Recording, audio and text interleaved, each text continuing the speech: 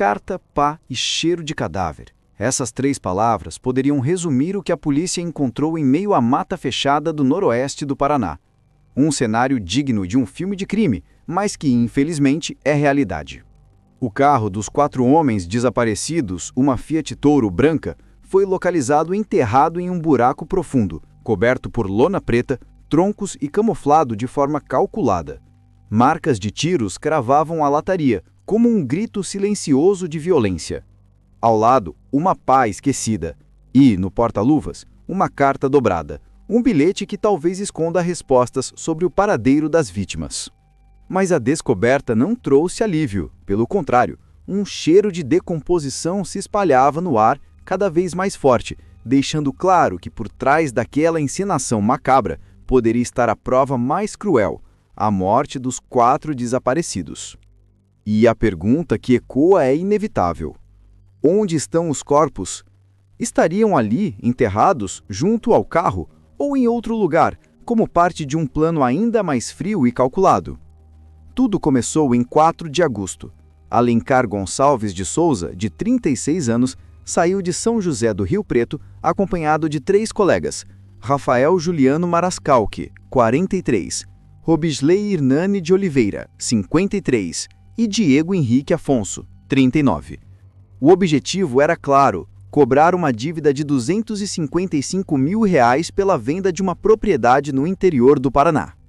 Alencar havia vendido uma fazenda em 2024 para a família Buscariolo, mas um ano se passou sem que nenhuma das 10 parcelas de R$25 mil fosse paga, nenhum centavo.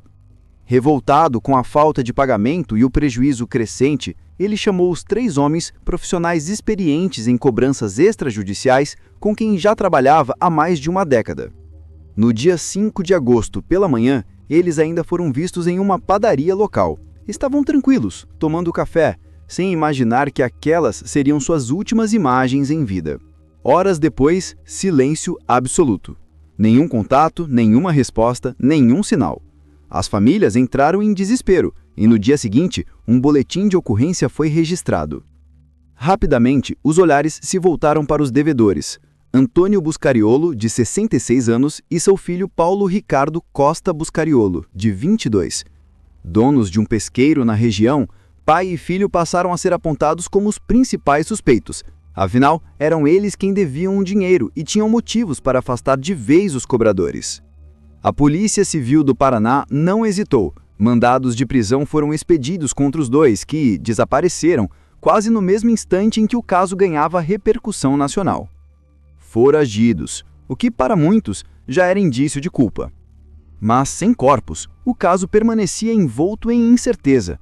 Teriam eles sido sequestrados, executados ou simplesmente desaparecido numa negociação que saiu do controle? Durante semanas, buscas intensas foram realizadas em estradas rurais, margens de rios e áreas de mata. Nada. Até que denúncias anônimas mudaram tudo. Primeiro, uma carta misteriosa chegou indicando um local específico, mas ao ser verificado, o endereço era falso. Uma pista plantada, talvez, para confundir a polícia. Uma jogada para ganhar tempo. Logo depois, outra denúncia anônima trouxe coordenadas precisas. E desta vez, a polícia encontrou algo. Em meio à mata de difícil acesso, um buraco profundo chamava a atenção.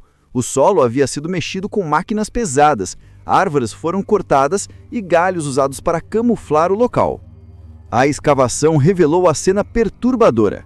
A Fiat Toro branca soteada, envolta em lona preta e camuflada por troncos e folhas secas.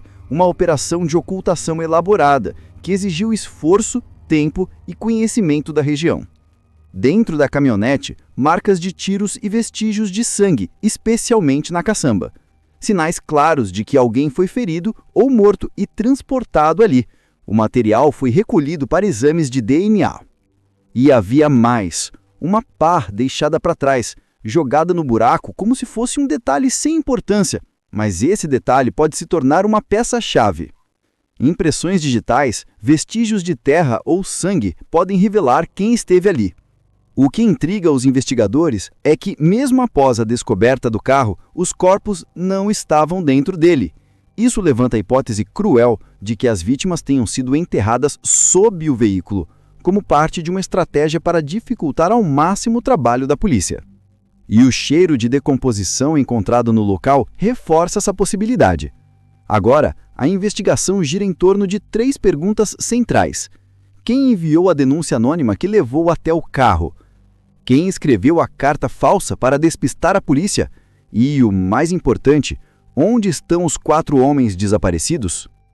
As autoridades acreditam que Antônio e Paulo não agiram sozinhos.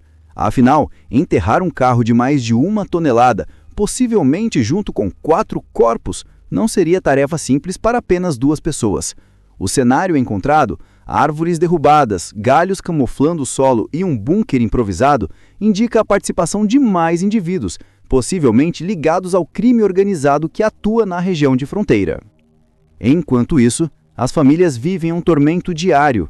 A cada novo detalhe revelado, cresce a angústia de imaginar o que aconteceu com seus entes queridos.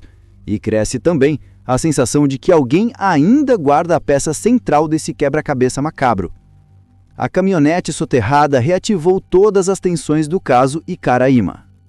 Se por um lado trouxe evidências concretas, por outro, mergulhou a investigação em ainda mais perguntas. As famílias dos 4 desaparecidos ficaram em choque com a descoberta. Para elas, a cena não deixa dúvidas. Houve execução.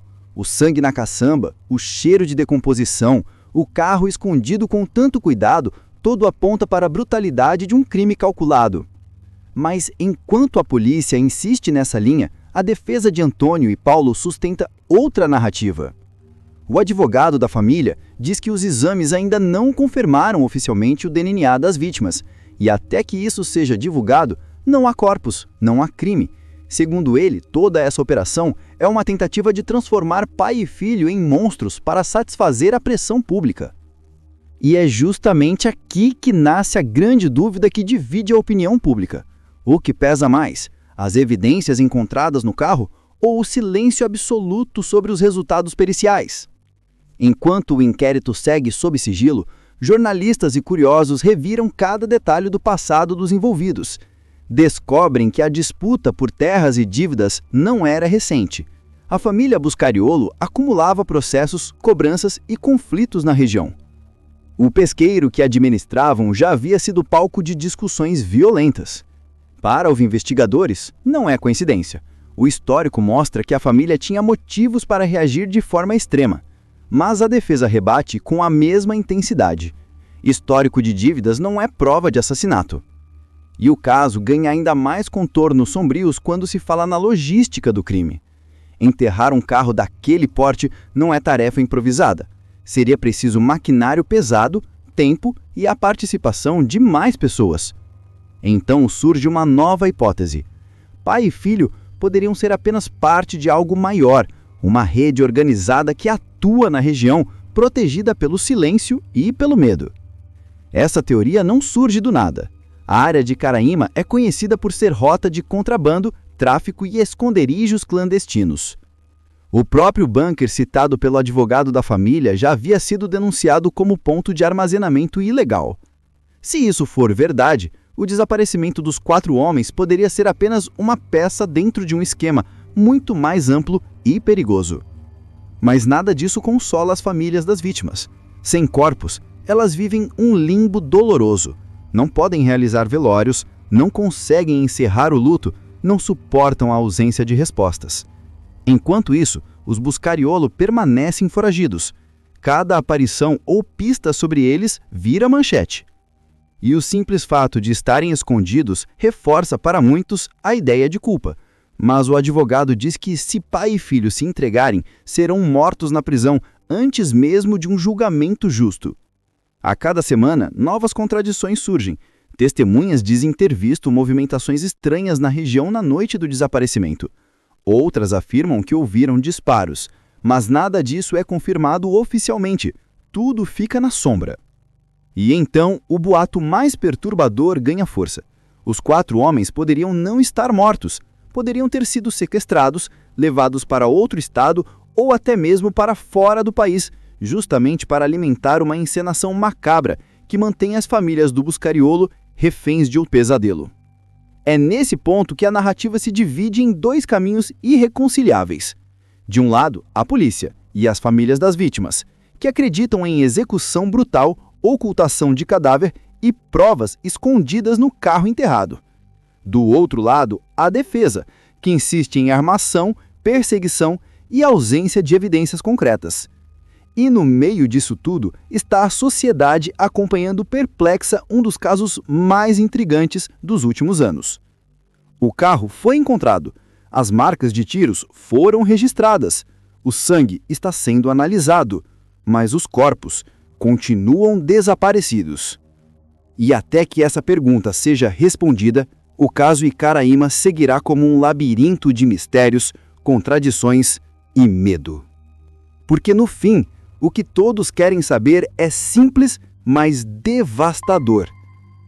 Onde estão os 4 homens?